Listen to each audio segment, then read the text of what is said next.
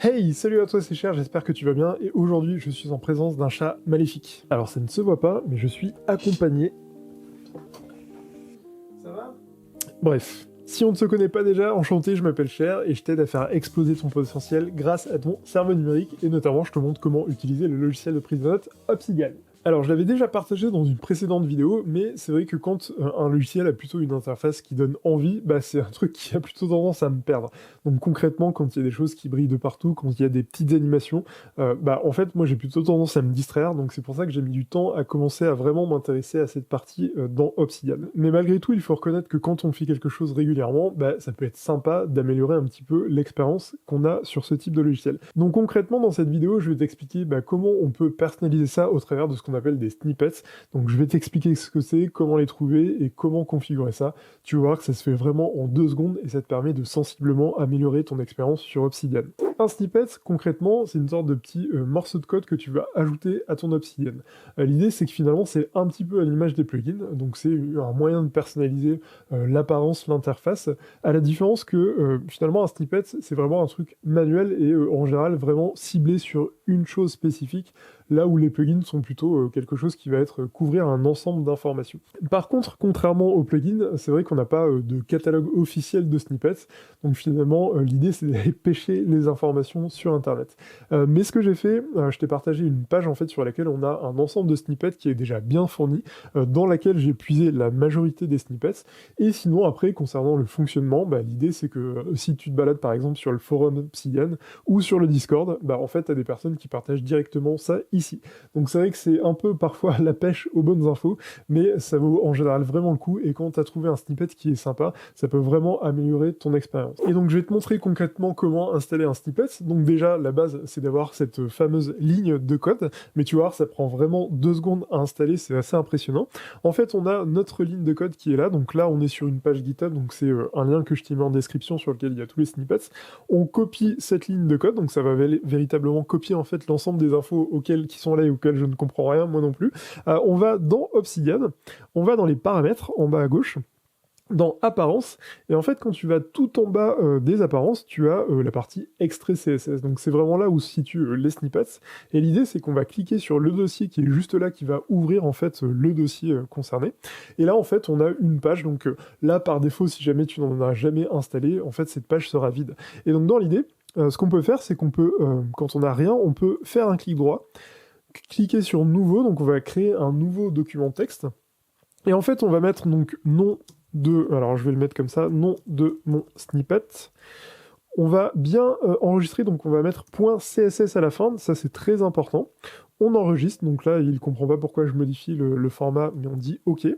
Et finalement, quand on double-clique, on va ouvrir en fait une fenêtre texte, hein, c'est vraiment un bloc, le bloc de texte, et on va venir coller les informations qu'on avait sur notre page précédente. Et en fait, une fois que c'est fait, on sauvegarde, donc là je fais CTRL-S, je reviens sur Obsidian, je fais le petit recharger les extraits, et là j'ai mon nom de snippet qui est ici, et donc j'ai plus qu'à l'activer. Donc ce que je vais faire, c'est que je vais pas les installer à chaque fois pour tous les snippets que tu vas voir dans la vidéo, puisque là ils sont déjà installés, mais concrètement ça te permet de savoir en fait comment on fait pour installer tout ça.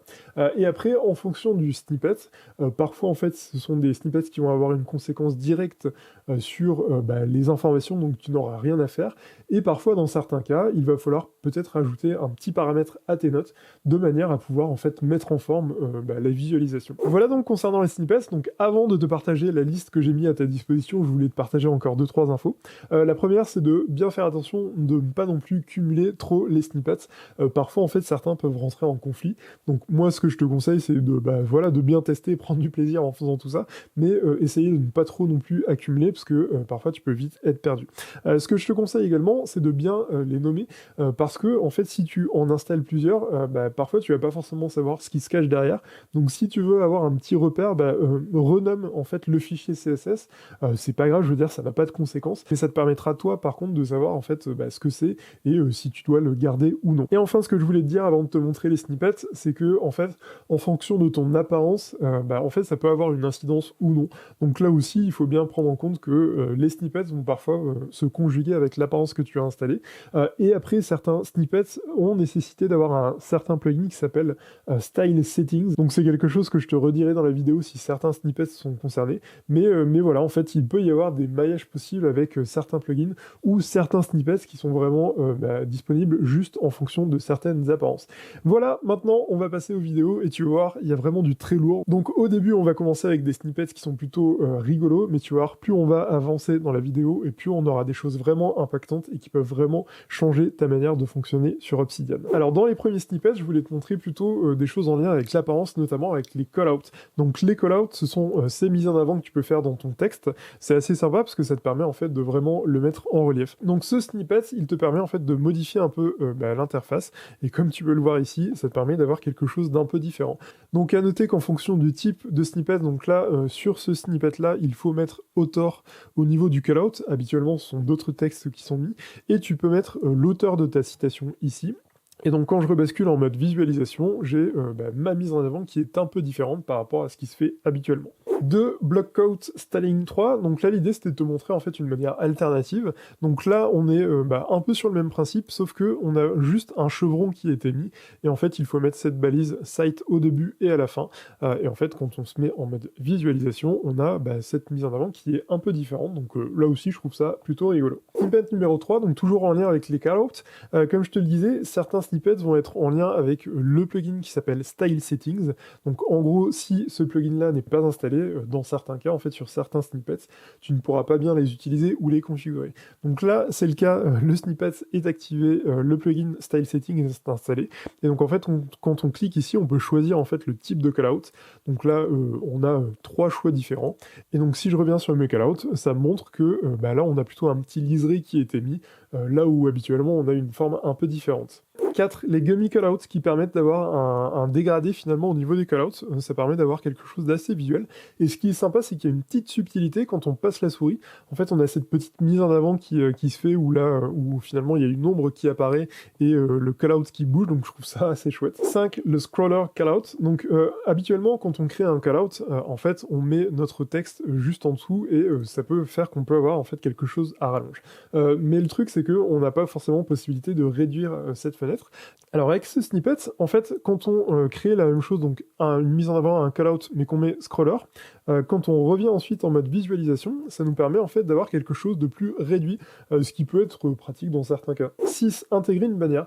Donc en fait, ce snippet, il est assez sympa parce qu'il permet de créer une bannière, donc avoir un fond de cette manière, avoir un logo qu'on peut positionner à gauche, à droite, et choisir n'importe quel logo, et puis après, modifier le titre. Donc là, c'est le titre de la note. On peut le mettre à gauche, à droite, etc. Et donc une fois que le plugin est installé, en fait il faut se rendre sur la page du plugin, c'est plus simple, et tu as les différents paramétrages en fait que tu peux faire, donc tu peux aligner à gauche, à droite, etc. et il te montre en fait comment faire. Donc concrètement sur cette note, on a mis donc un paramètre CSS class, donc en gros ça veut dire ajouter une propriété qui permettra de modifier l'aspect de la note, et ensuite on met les paramètres en lien avec ce snippet de manière à pouvoir afficher ça. Donc là on a déterminé qu'on voulait une bannière image, donc c'est ce qui est juste là, et ensuite on a déterminé que le titre de la bannière en fait devait être au milieu. Et ensuite en mode visualisation dans Obsidian, donc concrètement ça ressemble à ça, en fait j'ai importé une image dans mon coffre, j'ai mis le lien de cette image, donc avec le petit point d'exclamation de manière à ce que ça déclenche la visualisation, et derrière c'est le petit paramètre qu'il faut mettre en fait pour que ça déclenche le fait que ça mette la bannière en haut.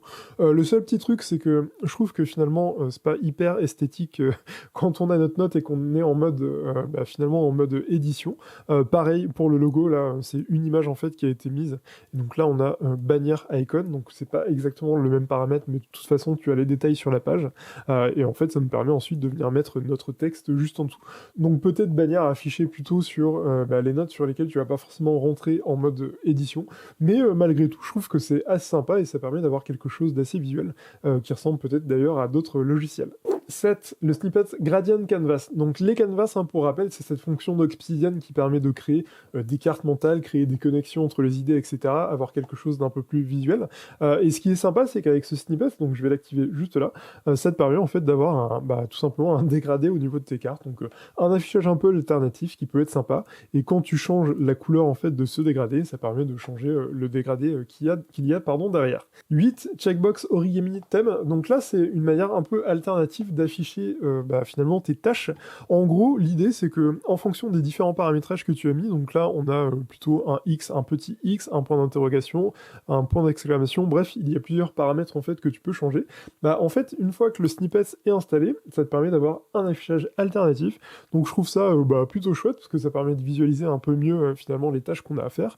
Et ce qui est sympa, c'est que quand on passe dessus, on a une petite animation, donc ça permet de rajouter un petit peu de fantaisie à tout ça. 9, Progress Bar Checkbox. Donc là, un snippet que j'ai vraiment décidé tout de suite d'adopter quand j'ai vu qu'il existait. C'est un snippet qui te permet d'afficher en fait une progression par rapport à tes tâches. Donc tout simplement, il suffit de mettre en fait un numéro entre les cases qui permettent de déclencher les tâches. Et une fois que c'est fait, eh bien je vais activer le snippet. Et bien en fait, ça te permet d'afficher ce compteur-là. Donc vraiment un affichage assez simple et assez visuel pour créer une barre de progression sur tes tâches. 10, Rainbow Folder Background, tout simplement pour modifier en fait le fond derrière les différents dossiers qui sont présents sur ton coffre. Et ce qui est assez sympa, c'est que en fait, on n'a rien à faire, hein. Une fois qu'on crée nos dossiers, les couleurs se mettent automatiquement, donc plutôt chouette. 11, même idée pour Rainbow Folder Titles, donc on va l'activer, hop, là on est plutôt par contre sur le texte, et même idée en fait, quand on crée nos dossiers, les couleurs se mettent automatiquement. 12, Heading Indicator, qui te permet en fait d'afficher le niveau de titre juste à côté de tes titres. Ça peut être assez pratique quand tu as des notes qui sont assez longues avec différents niveaux. 13, Multicolumn Notes. Alors ce snippet, il répond à un besoin qu'on m'a régulièrement demandé, c'était le fait d'avoir en fait plusieurs colonnes sur les notes. Par défaut, comme on est sur du langage Markdown, c'est pas forcément quelque chose qui est possible. Malgré tout, avec ce snippet, ça l'est. Donc en fait, c'est assez simple. On va mettre par exemple un titre, mon titre ici, mon texte, et en fait, tout simplement, on va venir mettre les 3 traits de cette manière et juste en dessous les 3 traits. Et une fois qu'on refait entrer, eh bien, on a notre nouvelle colonne. Donc, nouvelle colonne, mon texte, et je peux recommencer ainsi de suite. Donc, je refais les 3 traits, je refais entrer, et voici ma colonne. 14, Properties into 2 columns, qui est le magnifique accent. Alors avec ce snippet, ce que j'adore, c'est qu'en fait il permet de diviser les propriétés en deux. Pour rappel, les propriétés, donc si jamais tu ne sais pas ce que c'est ce qu'il y a en haut de la note. En fait, ce sont des informations que tu peux ajouter à ta note, si jamais tu veux par exemple effectuer des tris, ce genre de choses. Mais le truc, c'est que en fonction des modèles que tu vas utiliser, si par exemple tu as un certain modèle de note pour tes projets, ce genre de choses, tu peux vite te retrouver avec une note qui a des propriétés à rallonge. Et le truc, c'est que c'est pas forcément très esthétique. Et en plus, en fait, ça te permet moins facilement d'accéder à ta note puisque tu es amené à scroller pour accéder au corps de la note. Et du coup, quand on active ce snippet, donc je vais te montrer juste là, ça permet de le diviser en deux, donc ça permet d'avoir quelque chose de beaucoup plus esthétique et plus sympa. 15, Properties on Hover. Donc là où le précédent snippet permettait de diviser en deux en fait les propriétés de manière à raccourcir un petit peu les propriétés, là c'est un snippet que j'ai vraiment adoré également. En fait, il permet de masquer les propriétés, mis à part si tu survoles en fait avec la souris. Donc concrètement, ça donne ça. En fait, on l'active. Et de cette manière, en fait, j'ai une sorte de petit ascenseur qui apparaît et je peux accéder aux propriétés uniquement quand j'ai besoin. Ça, c'est pas mal parce que finalement, c'est un bon compromis entre accéder rapidement aux informations et avoir quelque chose de plutôt esthétique.